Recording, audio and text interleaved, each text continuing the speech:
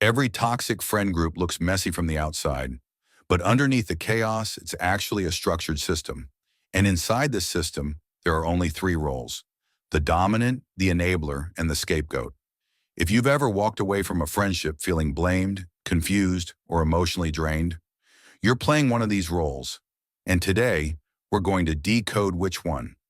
Role one, the most powerful role, the dominant. The dominant is the engine of the toxicity. They don't want friends, they want followers. Their entire identity is built on staying in control. Everything the dominant does comes from one core need: I must stay above everyone else. If someone becomes more independent, more popular, or more confident than them, they feel threatened. So they use psychological tactics to keep everyone just slightly beneath them. Sign one, the information controller. The dominant's favorite tool is gossip, but not the harmless kind, the strategic kind. They're always the first to bring gossip, and they usually start with something like, "Don't tell anyone, okay? I'm only telling you because I trust you." They don't share information, they weaponize it. They share secrets to make you feel special, to make you feel chosen, so you drop your guard. But the truth is this: they use gossip to control how you see other people. They're not giving information, they're manipulating the group and creating distance between friends. If they control the information, they control how everyone feels. Sign two, control over plans. Look at your group chat. Do plans only happen when they're free? Do they shut down ideas without offering alternatives? Does everyone wait for their approval before meeting? This isn't a coincidence. It's boundary testing. If they control the plans, they control the group dynamic. Sign three, the sacrifice play. When the dominant causes drama, they never take responsibility.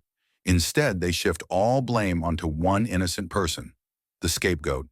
They create the mess, then sacrifice someone else to protect their ego. Role two, the enabler. The quiet role that holds the entire system together, the enabler. The enabler doesn't start drama. They simply never stop it. Their motive: comfort over courage. Enablers are driven by one thing: comfort. They avoid conflict at all costs. They want peace, even if that peace is fake. They see what's happening. They just don't want to deal with it. Sign one, selective memory. Enablers hear the gossip.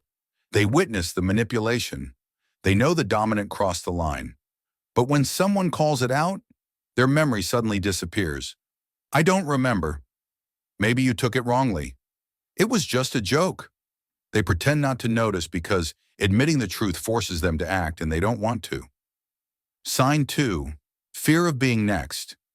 The enabler stays silent because they know how the group works. If they challenge the dominant, they instantly become the next scapegoat. So they protect themselves by sacrificing someone else.